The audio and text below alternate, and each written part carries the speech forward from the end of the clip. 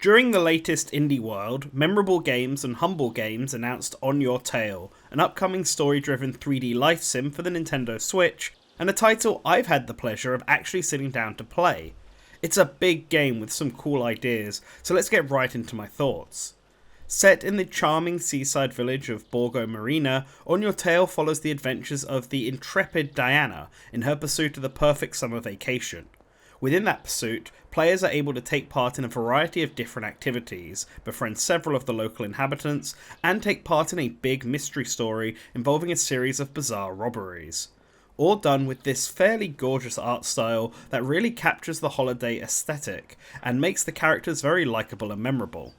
On Your Tail is a game very clearly inspired by a plethora of titles that came before it. The free open world to explore with a crazy amount of side activities to partake in reminded me a lot of games like Shenmue and Yakuza, but without any combat. In fact, the vibe is similar to other summer vacation focused titles like Sony's Boku no Natsuyasumi series, or the more recently released Shin-Chan Summer Vacation game on Nintendo Switch, but with a more adult approach. In my time playing this game, I was able to race marbles at the beach, skip stones, go fishing in the sea, and grab a coffee with the locals. Each activity provided a different kind of experience and successfully gave off the holiday vibe. It was just very comfy. Grabbing coffee also had the added benefit of deepening my bond with one of the locals. He showed me around the beach and introduced me to his scary looking brother, a character that Diana was previously too scared to approach on her own. The way On Your Tail treats these interactions reminds me of the social link system in the Persona series, but with more gameplay depth. It's not just a cutscene, I can invite the NPCs to hang out or go on dates with me, and they will follow me around and react to whatever I do. If I play marbles, then they'll play with me as well. If Diana has company, then options that she was previously too shy or scared to do on her own might become available. You can even bring these characters with you to help investigate the crimes that have been taking place around town, where they might offer their own insight that provides additional clues to the case. And let's talk about the investigation side of this, what appears to be the game's main story. While Diana is here on vacation, she can't help but get involved in local affairs, and this leads to a detective-style investigation game, but with a board game twist. These sections seem to draw from the classics of the genre like Ace Attorney and Professor Layton, especially the latter in terms of just general vibes. In my playtime, I investigated the crime scene by comparing its current situation to what the area looked like before the crime, and then attempted to piece together how exactly that crime took place. The way your findings are presented in this game is also pretty fun. It's not like other titles where the player just presents evidence or clicks the correct answer from a list.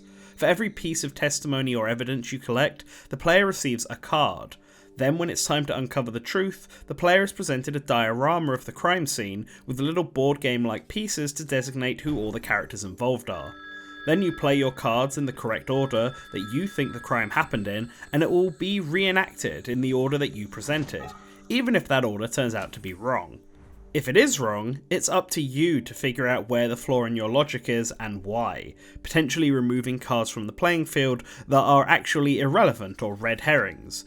It's a fun system and a more gamified take on the traditional problem-solving sections of detective titles. Speaking of the cards, they appear all over this game and they are gorgeous. Pretty much every action and event you take part in, every item you find, and every character you meet presents the player with a card, and the player is then encouraged to collect them all. Each card has a unique piece of 2D art on it, and I think they all look great. I am a big collector of things, and games of this genre always require something to collect, whether it be the bugs of Boku no Natsuyasumi or gacha figures in Shenmue, and I think the cards complement the 3D visuals quite nicely.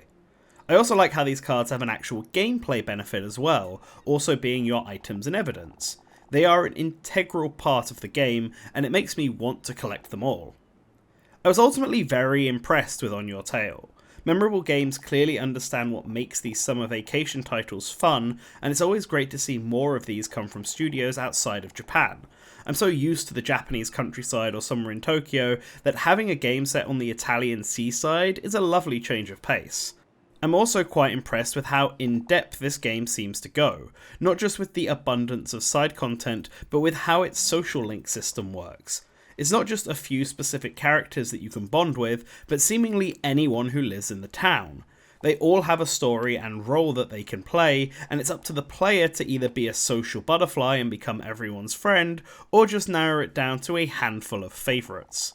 Lastly, for those who prefer to have an end goal in mind, something to really drive your motivation up to play, the game's story is a mystery and has the potential to become really interesting.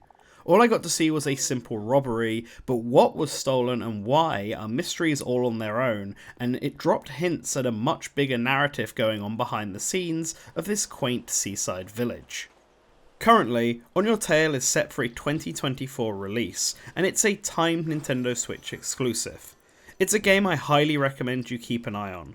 I only got to play a small portion of it, but if the promises that it showed me pay off, then we might have already seen one of 2024's best games. Thank you for Humble Games for letting me play this game early, and thank you for Memorable Games for being there to sort of guide me through it and explain everything and answer all of my questions on the fly. I greatly appreciated it. On screen right now are all of our patrons who are in the $5 plus tier. To find out how you can be a part of them, check the description down below. Let me know in the comments if this is a game that has captured your interest, whether it was from the initial trailer or if it's from my preview of the game. I did really enjoy my time with it, and I've been looking forward to actually sharing my thoughts. And it'd be great to hear yours now. So leave that comment and then hit that subscribe button so that you can always remember to return to the source.